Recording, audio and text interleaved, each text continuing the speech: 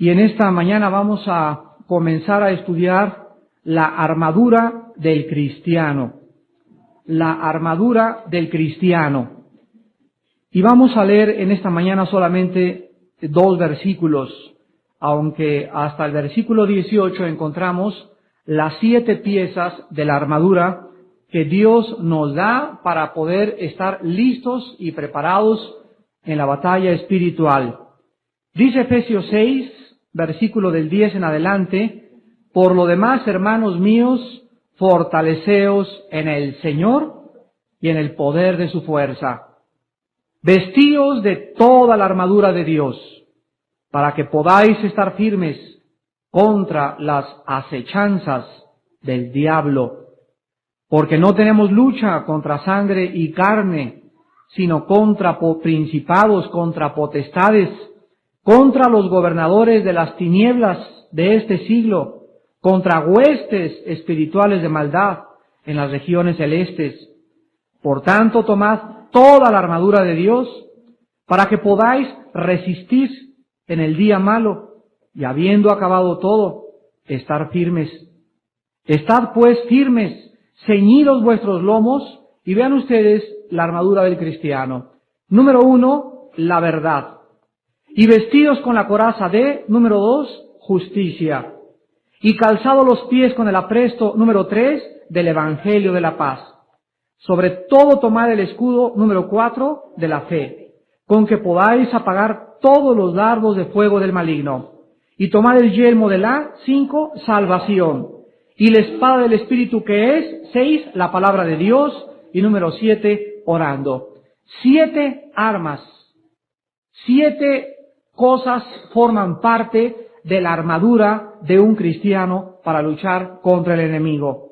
La verdad, la justicia, el evangelio, la fe, la salvación, la palabra de Dios y la oración.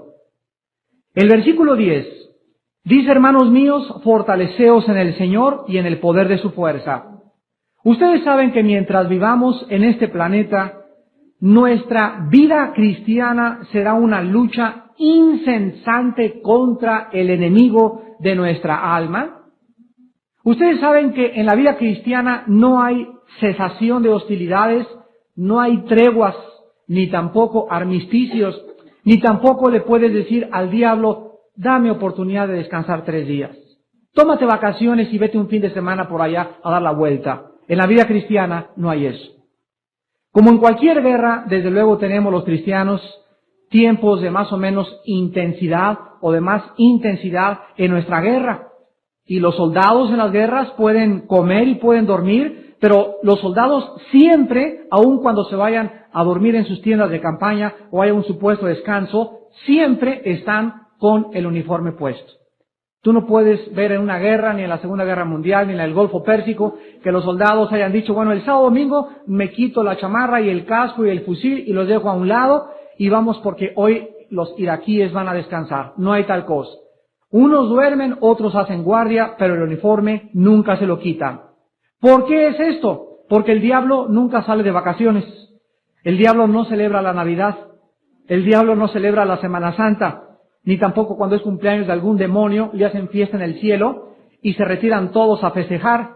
Tampoco hay fines de semana para ellos. ¿Por qué? Porque Satanás tiene una obsesión que lo domina. Tratar de destruir la gloria de Jesucristo a través de la iglesia.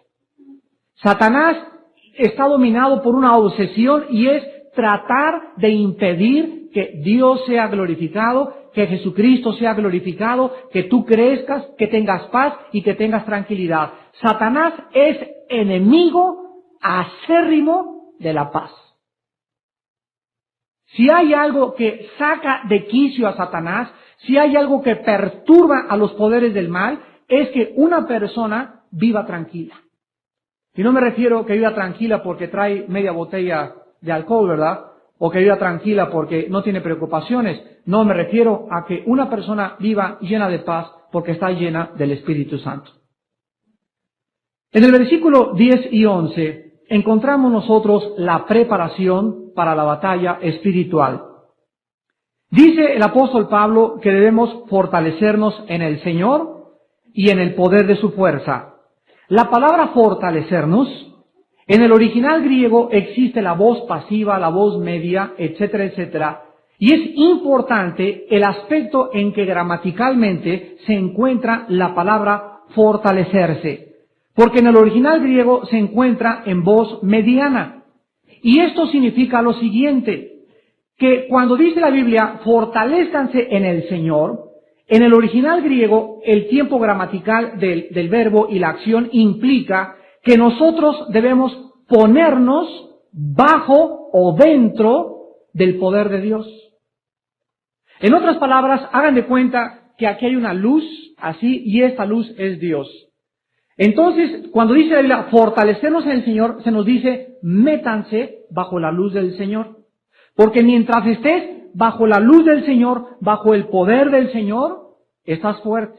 Te sales de la luz del Señor y no tienes absolutamente ninguna fuerza. Cristo dijo, separados de mí, nada podrán hacer.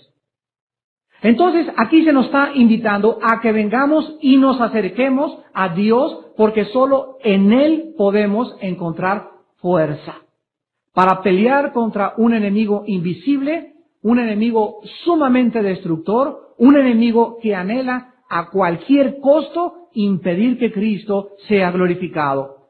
Pero podemos preguntarnos en esta mañana, ¿qué no todos los cristianos estamos bajo el poder de Dios? La forma como está escrito esta construcción gramatical, repito, nos sugiere que no es así. No todos los cristianos están bajo el poder de Dios. El contexto de este pasaje nos sugiere que una persona puede ser cristiana y no estar protegida por Dios, porque si no, no se nos exhortaría a que nos fortaleciéramos en el Señor. Se nos diría, recuerden que ya son fuertes siempre en el Señor, pero no se nos dice eso, se nos dice, fortalezcanse, se nos manda a que nosotros tomemos la acción, a que nosotros cooperemos con Dios. Para que si nosotros colaboramos y cooperamos con Dios, dice la Biblia, entonces podemos verdaderamente estar firmes. ¿Qué cosa entonces es lo que nos pone inmediatamente bajo la protección de Dios? Vean ustedes en Primera de Pedro, capítulo 1, versículo 5, que el apóstol Pedro nos revela el secreto. Primera de Pedro 1, 5, que sois guardados por el poder de Dios mediante la fe. Somos guardados por el poder de Dios a través de o mediante la fe, para alcanzar la salvación que está preparada para ser manifestada en el tiempo postrero. Vean ustedes que solo aquellos cristianos que ejercitan la fe, que viven confiando en Dios, que viven creyendo a Dios, son aquellos que están fortalecidos en el Señor, porque la fe es nuestra fuerza. En el momento que tú tienes un problema en tu vida y que surge una barda tremenda en tu vida o un obstáculo en tu vida, vamos a pedir silencio, por favor. En ese momento, cuando tú enfrentas este obstáculo, tú no puedes hacer nada más que creer en Dios. Si tú agarras el escudo de la fe y lo tiras al suelo, ya no tienes absolutamente ninguna posibilidad de poder defenderte del enemigo. Porque es la fe, nuestra confianza en Dios, creer en las promesas de Dios, lo que nos da la fuerza en el Señor. ¿Se acuerdan ustedes del Salmo 91:1? El que mora al abrigo del Altísimo, o sea, el que vive, el que está continuamente bajo aquí se nos muestra como una sombra, bajo una luz, bajo un poder, el que está resguardado, el que está cobijado, debajo de Dios, vivirá protegido. En el original hebreo dice, todo aquel que vive cerca de Dios, vivirá protegido del mal. Entonces, antes de poder nosotros entender la vida cristiana y las estrategias del enemigo, recordemos que necesitamos todos los días tener comunión con Dios. Necesitamos venir a la palabra de Dios todos los días. Necesitamos leer la Biblia todos los días. Necesitamos una vida de oración disciplinada. Necesitamos todos los días analizar nuestros motivos, analizar nuestros pecados y todos los días, vuelvo a repetir, el diablo no tiene vacaciones. Si tú guardas un pecado de ayer o un pecado de antier, se agrava la presión mental sobre tu vida.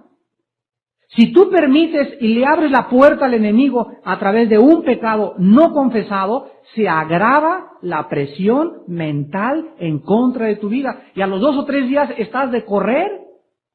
A los 2 o 3 días ya estás que no te soporta nadie. A los 3 o 3 tienes un carácter y una irritación y una amargura tremenda. Ya no puedes con tu vida. Y comienzas a gritar y a tirar sombrerazos. Y te pasan cosas en la calle y en tu casa y a la entrada y en la iglesia. Y no estás contento con nadie. ¿Y por qué? Porque estás bajo presión. ¿Y de dónde viene esa presión? De Satanás. ¿Y por qué es esa presión? ¿Por qué es esa falta de paz? Simplemente porque no estás fortalecido en el poder de Dios. No estás bajo la sombra del Altísimo.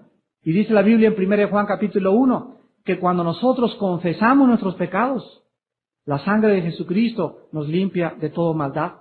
Pero si tú dejas un pecado resguardado, dice Proverbios 28:13, el que encubre sus pecados no prosperará, mas el que los confiesa y se aparta alcanzará misericordia. Entonces, antes de poder comenzar a querer ponernos una armadura, vemos aquí las 2 cosas que nos preparan para la guerra espiritual. Número 1, vivir cerca de Dios. Y número 2, obedecerlo. ¿Y por qué la segunda parte es la obediencia? Porque dice el versículo 11, vístanse. El versículo 10 nos dice, fortalezcanse. El versículo 11 nos dice, vístanse. ¿Ya lo vieron? En uno, acércate a Dios, lee la palabra, ten comunión con Dios, limpia tu vida, fortalece tu vida interior. Y la segunda parte, ya que hagas esto, tienes que comenzar a entender que tenemos que tener puesta una armadura que Dios ha provisto para nuestra guerra espiritual. Cuando el rey David se iba a enfrentar con Goliat, el rey Saúl le dijo al rey David, te ofrezco esta armadura, póntela. Y el rey David la rechazó y dijo, esta armadura no me sirve, me queda grande. Y aquí vemos un principio espiritual precioso. No nos sirve ningún arma que tengamos nosotros en este mundo. Todas las cosas de este mundo no son contra la guerra espiritual. Aunque estudies box, estudies karate y hagas pesas, nada de eso te sirve contra el diablo. Ni tus influencias, ni tus relaciones, ni tus amistades, ni que te bendijo el Papa, ni agua bendita, ni escapulario. Nada de este mundo nos sirve en la guerra espiritual. O nosotros usamos las armas que Dios nos ha dado, o estamos desvestidos y a merced del enemigo. Dice la Biblia en el versículo 11 que debemos nosotros vestirnos pues de toda la armadura de Dios. Y observen ustedes la palabra toda. No dice pónganse nada más las botas. ¿Se imaginan un soldado en puros calzoncillos en la guerra con botas y con su cachucha aquí arriba? Pues no, ¿verdad? No la hace. O con el puro fusil nada más y sin el casco y descalzo. Un soldado descalzo, ¿se imaginan? Pues puede tener una ametralladora superpotente con rayos láser y lanzagranadas y todo lo que ustedes quieran. Pero si no trae las botas puestas, se va a llenar de espinas y piedras y va a sangrar los pies y va a hacer que caiga y que tropiece. Entonces el Espíritu Santo nos dice que todas las partes de la armadura son importantes. Y se nos dice, vístanse de toda la armadura de Dios. Y el propósito es, dice el versículo 11, resistir. Poder estar firmes contra las acechanzas del diablo. Entonces, así como los soldados romanos, cuando salían a la guerra traían el escudo, era un escudo que les cubría desde la cabeza hasta los pies. Así eran los soldados romanos, era la parte más fuerte, la vamos a ver la semana que entra, y después tenían la lanza, una espada chica, una espada larga, tenían un corsé que les protegía el pecho y la parte de atrás de los lomos de la espalda, traían una faldita con la cual se abrochaban aquí y se ponían las botas, y así estaban listos ellos para la guerra espiritual. Y aquí parecería una paradoja de Dios, que la fuerza de Dios más nuestra cooperación nos dará la victoria espiritual. Vayamos pues al versículo 12 y en esta mañana nos vamos a concentrar en los diferentes ataques o la naturaleza de los ataques de Satanás. Porque no tenemos lucha, dice el versículo 12, contra los comunistas, ni contra los católicos, ni contra los protestantes, ni contra los testigos de Jehová, ni contra los mormones, ni contra los iraquíes. Nuestra lucha no es contra sangre y carne. Porque no tenemos lucha contra la suegra, dice. Porque no tenemos lucha contra nuestros hermanos de la otra iglesia o de los de aquella iglesia. No. Qué equivocado está el cristiano que comienza a creer que la lucha es entre nosotros. Nunca veas a ningún ser humano como el real enemigo, sino los poderes que están detrás de él. Entonces, si hay un cristiano por ahí que te ataca y que te tiene ganas, y tú comienzas a pelear con él, o por ejemplo, no lo saludas en la calle, en ese momento tú estás confundiendo la guerra. Y estás creyendo que como él te hace cara de fuchi, y porque lo voy a perdonar, tú tampoco le dices nada. En ese momento tú crees que si le contestas de esa manera, pues ya le hice la cara de fuchi y ya no lo veo. En ese momento quiero decirte que estás perdiendo batalla en la guerra espiritual. Porque tú deberías estar orando por las fuerzas que están detrás de ese hermano o de esa hermana que le están haciendo ser como él es. Pero cuando tú te lo encuentras, ¿cómo estás? Y con una fe no fingida. Y lo amas, y lo perdonas, y lo saludas. Y oras en tu casa. Que él te lance dardos, si tú estás orando, ninguna lanza te va a alcanzar. Porque no peleamos contra sangre y carne. Tenemos que contestar a través de las armas que Dios nos ha dado. Dice la Biblia que nuestra lucha es contra principados. Esto se refiere a principales espíritus del mal que están como jefes. La palabra principados tiene un origen en la palabra arc, el prefijo griego arc, que significa el primero en un orden. Entonces, cuando la Biblia dice que estamos peleando contra principados, se nos está diciendo que estamos luchando contra jefes de demonios. Jefes de demonios, o sea, está Satanás, después tiene generales, después tiene coroneles, después tiene tenientes, tiene sargentos y tiene soldados rasos, los vulgares demonios. Pero en los poderes del mal, aquí el versículo 12 nos habla de una organización completa. Y los demonios no crean que son como la abeja africana que se lanzan así, bum, puni, bum, puni. No, los demonios están perfectamente bien organizados y no hacen nada, y esto es lo más paradójico de todo, ¿no? Los demonios no hacen nada sin las órdenes de su jefe. ¿Podríamos decir que los demonios son obedientes? ¿Los demonios son obedientes? Pues los demonios son más obedientes que muchos cristianos. Porque desde que cayó Satanás, ya no ha habido ninguna otra rebelión. Se le cuadran a Satanás y lo respetan, pero son obedientes para el mal. Entonces vemos que hay dos clases de obediencia. La obediencia hacia el bien y la obediencia hacia el mal. Obedecer el mal es muy fácil. Obedecer el mal es decirle sí al sexo ilícito, es decirle sí al alcohol, es decirle sí a la pornografía, es decirle sí a mis apetitos. Mi cuerpo quiere un gansito marinela, me lo compro. Que mi cuerpo quiere cenar un litro de atole, me lo compro. Y me puedo poner así de gordo y así de gorda y nunca hacer ejercicio. ¿Por qué? Porque le digo sí a todo lo que es fácil. Decir no a lo que es fácil es difícil. Entonces, si están organizados los demonios y los poderes del mal, es porque, vuelvo a repetir, tienen a un jefe. Después siguen, dice la Biblia, las potestades, y las potestades son los que siguen de los príncipes. Y aquí estamos hablando de aquellos demonios o espíritus que están controlando el estado de Morelos, el estado de Aguascalientes, el estado de Nuevo León, el estado de Veracruz. Cada estado, de acuerdo a Daniel capítulo 9 y capítulo 10 en el Antiguo Testamento, y cada país tienen una potestad. Y sobre esa potestad está Satanás, y debajo de esa potestad están los soldados rasos. Pero aquí hay un grupo especial de poderes del mal en cada estado operando, y todos operan en cada estado de diferente forma. Gracias a Dios que cuando los cristianos nos juntamos a orar, aquí nos juntamos a orar todos los martes, todos los miércoles, de las 7 a las 8 de la noche los hombres, las mujeres se juntan a orar los martes, los miércoles de las 9 a las 10 de la mañana. Cuando nos juntamos a orar los cristianos, estamos nosotros poniendo barreras invisibles y estamos protegiendo nuestras familias, nuestra iglesia, estamos protegiendo todas aquellas cosas que ellos pudieran planear en contra de nuestra vida para los cristianos que vienen a orar. No para los que llegan al cuarto para las 8. No para las mujeres que llegan al 10 para las 10. Nada más vienen al estudio. No pueden ellas entender que la oración colectiva nos da poder. ¿Por qué no lo hacen? Porque están muy ocupadas.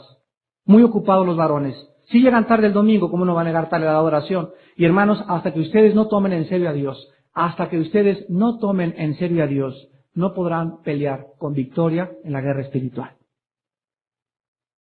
Dice en tercer lugar la Biblia que nuestra lucha es contra gobernadores de las tinieblas de este siglo. Aquí esta palabra anakratos en el griego significa personas con autoridad para poder controlar a lo que sigue a continuación, las huestes, o sea, legiones, ejércitos espirituales de maldad, o sea, los soldados rasos.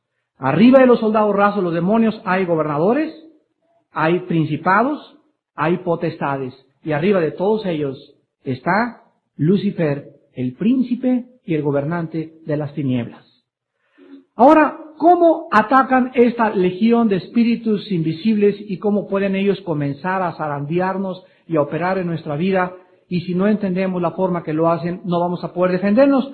En primer lugar, quiero que vean ustedes en Génesis capítulo 3, la primera forma como opera nuestro enemigo.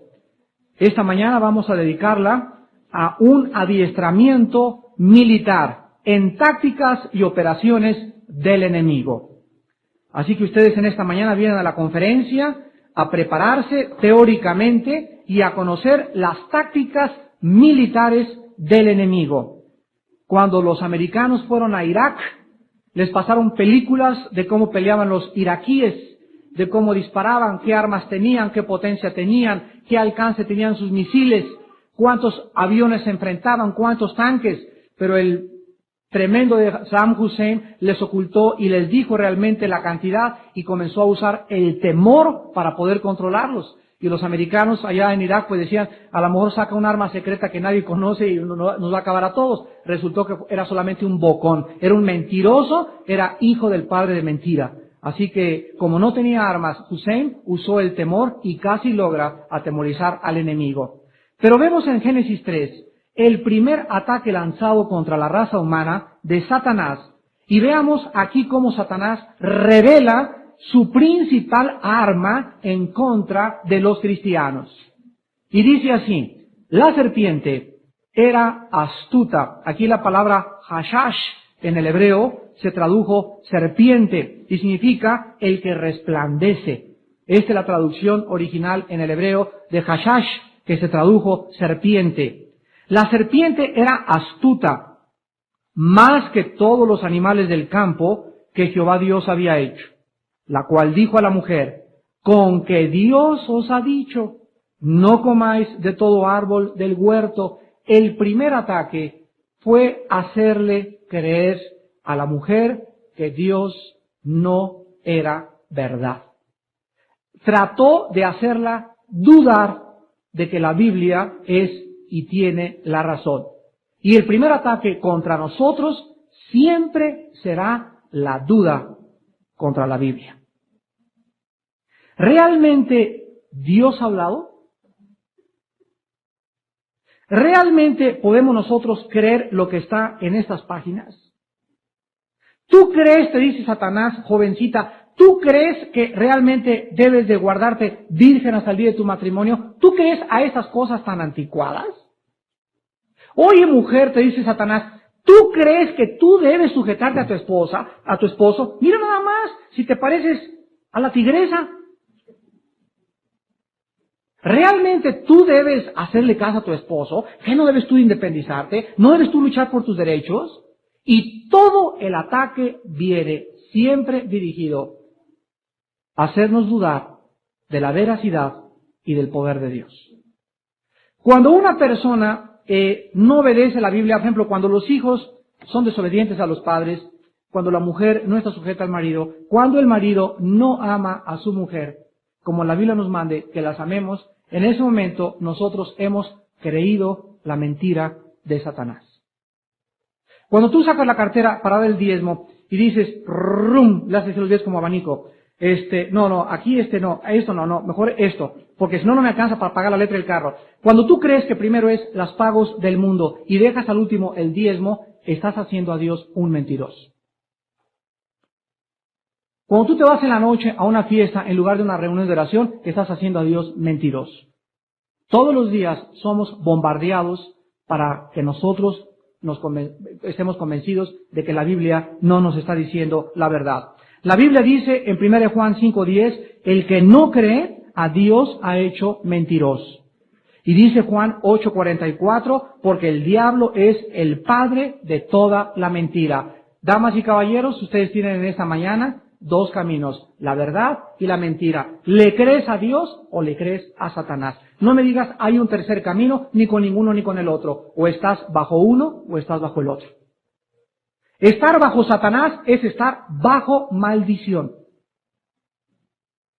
Estar bajo maldición. Y Satanás siempre ataca la mente. Estar bajo el poder de Dios es estar bajo bendición. Y la bendición va unida siempre a la obediencia. La maldición a la rebelión. ¿Qué quieres tú en esta mañana? ¿Ser bendecido o ser maldecido? Escuchen, Dios nunca bendecirá una iglesia donde hay rebelión. Ni ninguna iglesia que se haya formado a través de la rebelión. Ni ningún matrimonio donde haya rebelión. Dios no puede bendecir más que donde hay obediencia y donde su palabra está siendo exaltada. En segundo lugar, Satanás no solamente va a lanzar ataques contra nosotros, queriéndonos hacer creer que no tenemos por qué obedecer a Dios, que está exagerando la Biblia, etcétera, etcétera, sino que el segundo ataque de Satanás es hacernos dura la vida cristiana. Satanás va a hacer por todos los medios de que tú vivas la vida cristiana de una forma dura. Él no quiere que tú seas una persona que tengas paz, repito, y que tengas tranquilidad. Te va a hacer la vida de cuadritos. Te va a hacer la vida de cuadritos. Vean Juan 15 y veamos de qué forma Satanás logra hacernos la vida de cuadritos a los que se dejan. Desde luego. A los que se dejan. Antes de leer Juan 15, les voy a dar un ejemplo. Tú vives en un departamento y la renta, llega tu papá y te dice, hijo, ya la pagué. Te pagué la renta por 5 meses adelantados, te pagué la luz y te pagué el agua. Y en ese momento llega el casero, pum, pum, pum, pum, pum, a tumbarte la puerta. ¿Qué quiere? ¡Que la renta, que no sé qué! Y tú comienzas dentro de tu casa, ay, sí es cierto, mi vida, ¿qué vamos a hacer? ¿Cómo que qué vamos a hacer? Pues que no está pagada la renta así. Entonces, pues sí, ¿verdad? Entonces sales, oiga, usted no tiene ningún derecho a venirme aquí a gritar, ni mucho menos, porque la renta ya está pagada. Usted lárguese de mi casa porque no tiene ningún derecho a venirme a gritar a mi casa. Y así pasa con Satanás. El Padre ya pagó todos nuestros pecados con la sangre de Jesucristo. Y cuando Satanás viene y te comienza a acosar con culpa, comienza a atosigar tu conciencia, y te comienza a decir, ¿te acuerdas que hace 3 años cometiste adulterio? ¿Y te acuerdas que hace 5 años abortaste? ¿Y te acuerdas que hace 7 años abandonaste a tu esposa? Y comienza a atosigarnos con los pecados pasados. Tú tienes que levantarte y decirle, en el nombre de Jesucristo, mis pecados están pagados por la sangre de Cristo. Y tú no tienes por qué venir a decirme nada de lo que yo era antes de que fuera cristiano, porque están todos bajo la sangre de Jesucristo y mi conciencia está limpia. Y si la Biblia dice que Dios me perdonó, ¿tú quién eres para venir a atormentarme? Si tú no tomas esta acción contra el enemigo, es porque tú no crees que la Biblia dice, la sangre de Cristo nos limpia de todo pecado.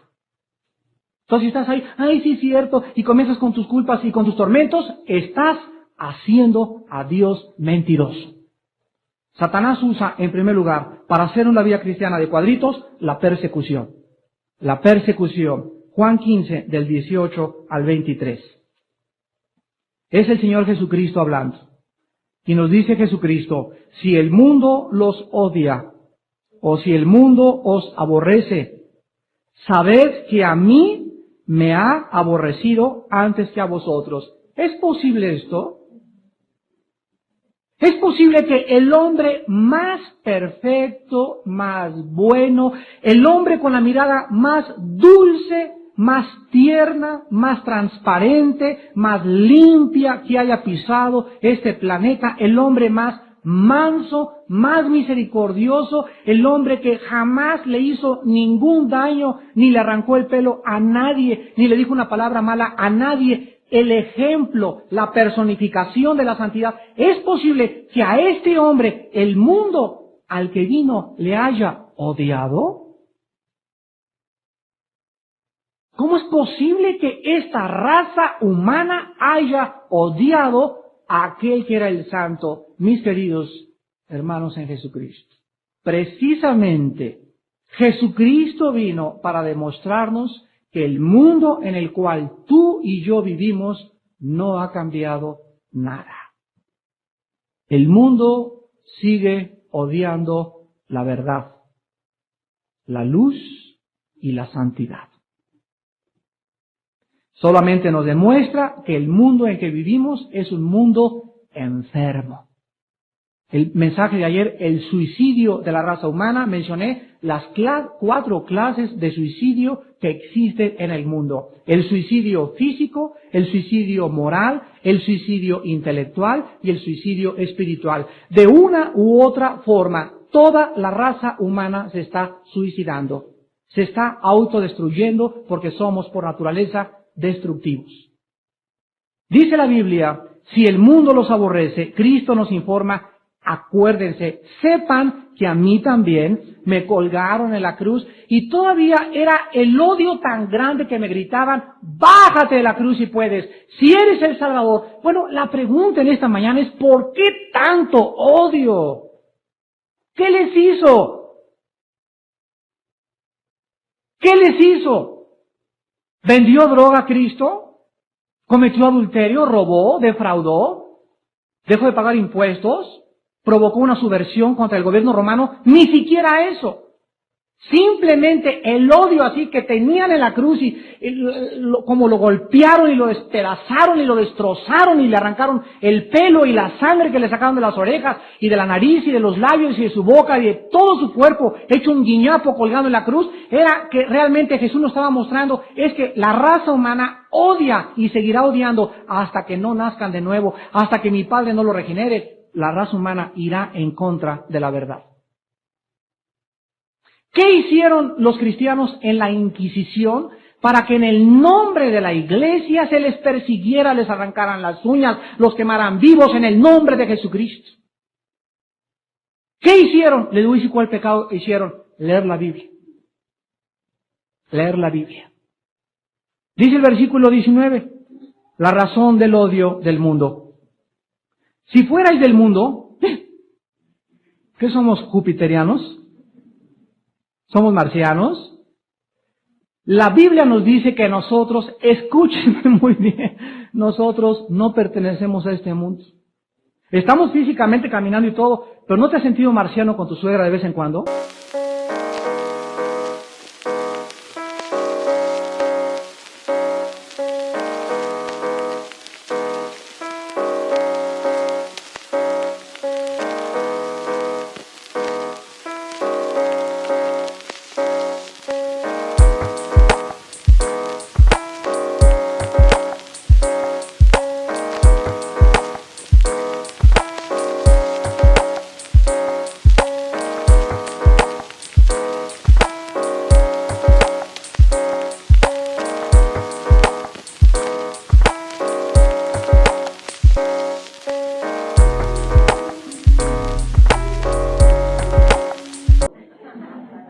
¿No te has sentido ya con tu familia que ya no encajas?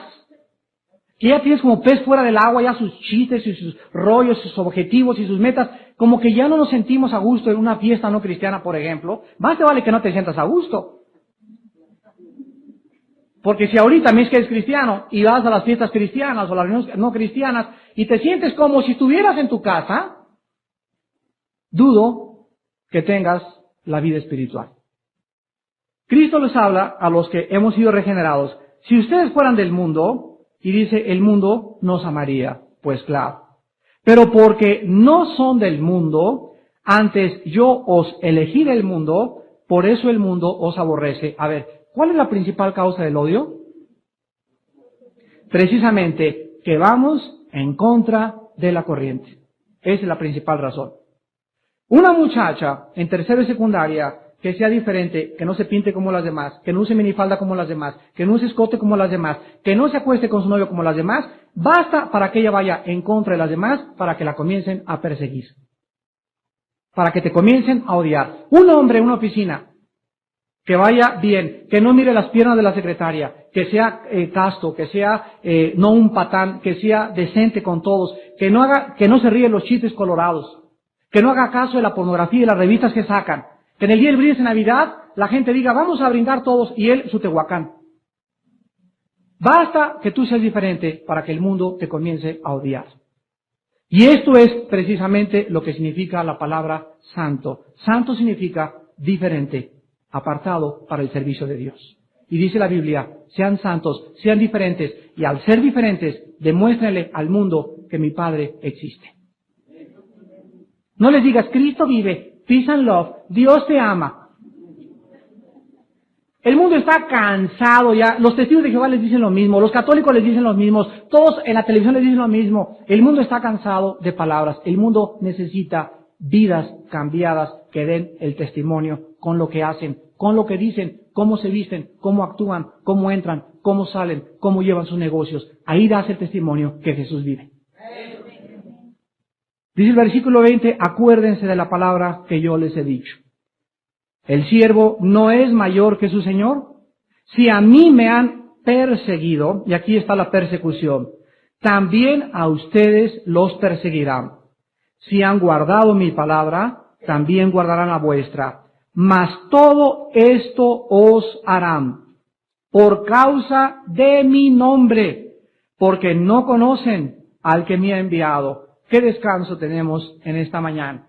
Realmente entendámoslo, entendamos la guerra. Realmente no es contra nosotros, es contra el que está dentro de nosotros y contra el que está dentro de ellos. Entonces, los que están dentro de ellos, los demonios, están peleando contra el que está dentro de nosotros. No es tu suegra contra Armando, ni Juan contra Jorge, ni Panchita contra Chela. Es el que está dentro de Chela y el que está dentro de Panchita. La guerra es espiritual. Y si tú le contestas a Chela, ¡pum!, y le das un manazo, o le agarras un pay y se lo aplastas en la cabeza, o le quemas los frijoles a tu marido, o tú a tus papás, son unos injustos papás, y comenzamos a gritarle y a agreder a los seres humanos, perdemos la guerra. Toda la guerra se gana en la oración. Nada más. De rodillas. De rodillas, Dios puede hacer que los demonios dejen de oprimir a tus papás y te dejen ir el sábado al día de campo. A través de la oración, Dios puede cambiar a tu esposo. A través de la oración, Dios puede cambiar a tu esposa. Toda la guerra es espiritual. Y dice Cristo, todo esto les van a hacer por causa de mí. No porque tengas cara fea, ni porque la gente dice, me cae gordo ese cristiano por la cara que tiene. No es cierto, no es cierto. Todo es por causa del que vive dentro de nosotros. Y recuerden ustedes cuando el apóstol Pablo llegó a un pueblo y sacó demonios y les dijo, en el nombre de Jesús les ordeno que dejen a esa persona. Y en eso otros que venían observando a Pablo se fijaron cómo sacaba demonios. Y dijeron, qué fácil, ábrete sésamo, abracadabra.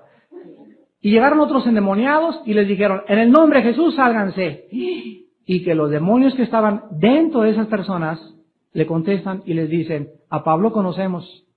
¿Y ustedes quiénes son? Y que se les van encima, y peor que las abejas africanas, les dieron la picotiza de su vida. Entonces recuerden algo, cuando tenemos problemas con la gente, cuando de repente hay gente que te comienza a agredir, cuando hay gente que te comienza a odiar y a perseguir, recuerda que los que están manejándolos a ellos, lo hacen porque ellos saben que tú y yo tenemos al Espíritu Santo. Los demonios saben quién tiene el Espíritu de Dios. Y por causa de la presencia del Espíritu de Dios, Satanás nos quiere hacer la vida de cuadritos. Si nosotros contestamos mal por mal, perdemos. Si resistimos el mal con el bien, ganamos la batalla. Ahora vean ustedes en el libro de Mateo, capítulo 10, que esta guerra, esta vida de cuadritos, comienza en la casa. Ay, qué lástima, ¿verdad? Pero es ahí donde dice la Biblia que está lo más intenso de la guerra. ¿Oyeron? En el hogar. Y desde luego que aquí estamos hablando en hogares donde unos son cristianos y otros no son cristianos. Donde ella es cristiana, él no es cristiano, o donde él es cristiano, ella no es cristiano, o donde el hijo es cristiano y los padres no son cristianos, o donde viven familias juntas, pero en toda casa, en toda familia donde haya cristianos y no cristianos, esta guerra es más intensa, porque están más cerquita. Y dice Cristo en Mateo 10, versículo 34 en adelante: no penséis que he venido para traer paz a la tierra. No he venido para traer paz, sino espada. Porque he venido para poner en disensión al hombre contra su padre, a la hija contra su madre, a la nuera contra su suegra, y los enemigos del hombre serán los iraquíes. Así dice, los enemigos del hombre serán los vecinos. Tampoco nuestros enemigos más grandes están en nuestra propia familia. Y por eso, cuando Jesucristo vino al mundo, su guerra de él y Satanás lo comenzó a perseguir. ¿Con quiénes creen? Con sus hermanos.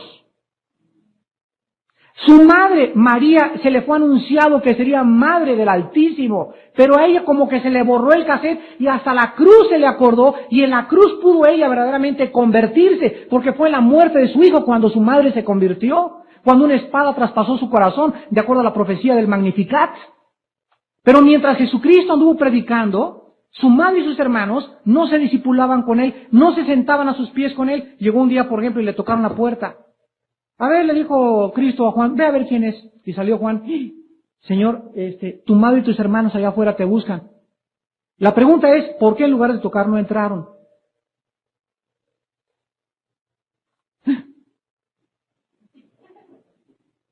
¿Por qué no estaban en el estudio bíblico con Cristo?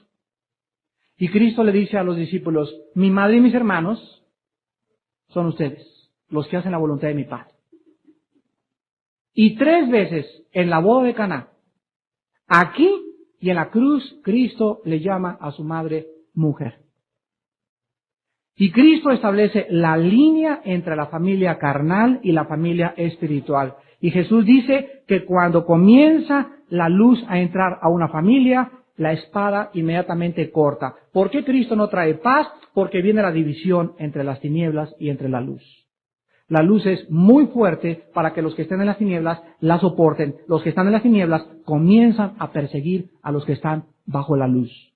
Y las tinieblas no van a prevalecer contra nosotros. Ahora vean ustedes también en Marcos capítulo 4, que Cristo también ilustra esta persecución en la parábola del sembrador. Y aquí Jesús dice que y vamos a acabar en esta mañana con esto, es precisamente aquí en esta persecución donde se sabe si tú eres cristiano. Es aquí en esta persecución donde se va a probar si verdaderamente tú has nacido de nuevo. Porque si cuando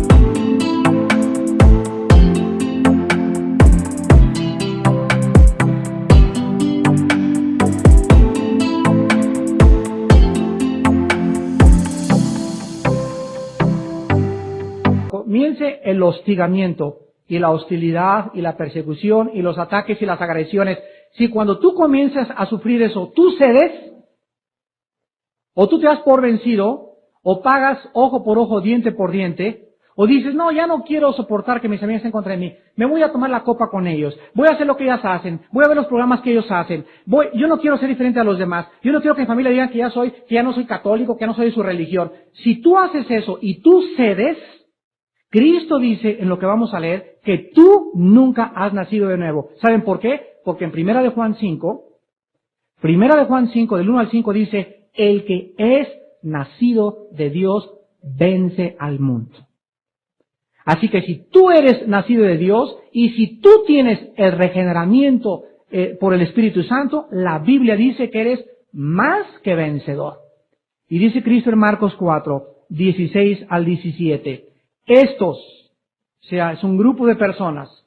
Este grupo de personas son asimismos los que fueron sembrados, y aquí dice la razón, fueron sembrados en pedregales. Los que cuando han oído la palabra, al momento la reciben con gozo. Sí, ya me convertí del desayuno, levanto las manos y voy a la iglesia por algunos meses. Pero no tienen raíz en sí, sino que son de corta duración. No tienen pilas Duracell. No duran más que, la cuerda les dura muy poquito. Son de muy poca corta duración, dice Cristo. Porque cuando viene la tribulación o la ¿qué? O la persecución por causa, no porque te anden cobrando la renta. Digas, ay, qué perseguido soy, hermano. Pues sí, pero es porque debes más de 5 millones de pesos, ¿verdad? No, no dice eso. Dice que la persecución tiene que ser por causa de tu testimonio, por causa de la palabra. Cuando es por causa de la palabra, luego tropiezan. Que la persecución va a definir, va a clarificar nuestra fe. Dios va a permitir pues la persecución y que Satanás nos ataque y use personas de nuestra familia, porque si nosotros resistimos fortaleciéndonos en el Señor y en el poder de su fuerza, tendremos la capacidad de perdonar a nuestros enemigos. Si tú no eres cristiano, cedes ojo por ojo, diente por diente, o finalmente abandonas la vida cristiana y dices, todos son los hipócritas, todo es igual, la vida cristiana es muy difícil, me convertí y comenzaron los problemas, y esta reacción tuya es solamente una manifestación de que no tienes el poder de Dios en tu vida. Y dice la Biblia que cuando alguien recibe a Cristo, y ojalá que en esta mañana muchos de ustedes reciban a Jesucristo. Cuando tú recibes a Jesucristo, dice la Biblia, el Espíritu Santo viene y entra invisiblemente a tu cuerpo. Y en esta mañana aquí el Espíritu Santo está flotando y está hablando y tocando y manifestando las intenciones de los corazones. Y si tú en esta mañana le abres tu vida a Jesucristo y le dices, Señor, ya no puedo con mis pecados, ya no puedo con mi vida en mi familia, ya no puedo resistir tanta persecución, te necesito en tu fuerza, Dios en esta mañana te sella, te pone un sello con su Espíritu de su propiedad. Y Satanás reconoce de aquí en adelante que no te puede tocar más allá de lo que Dios te permita. Pero si tú en esta mañana no tienes al Espíritu Santo, amigo y amiga, ve tu condición mental. La mente es el reflejo de toda la manifestación de la guerra espiritual. ¿Tú tienes paz en esta mañana? ¿Eres gobernado por una tranquilidad absoluta en tu mente? ¿O eres una persona neurótica, paranoica, esquizofrénica, alterada por cualquier cosa, siempre tomando pastillas tranquilizantes, con úlceras en el estómago, no puedes ni dormir siquiera por las causas que te sobrevienen todos los días? ¿Oyes que alguien perdió el empleo y te pones como león enjaulado? ¿A tu esposa la cacheteas por cualquier cosa? ¿Te dicen la leona de tu casa? ¿Tus hijos nada más oyen los rugidos de leona que tienes todos los días? ¿Es esta tu vida? Tú necesitas a Jesucristo en tu corazón. ¿No quisieras esta mañana hacer la paz con Él? ¿No quisieras en esta mañana comenzar a ponerte toda la armadura de Dios? Padre Santo, te damos gracias por tu palabra en esta mañana y te pedimos que podamos obedecer.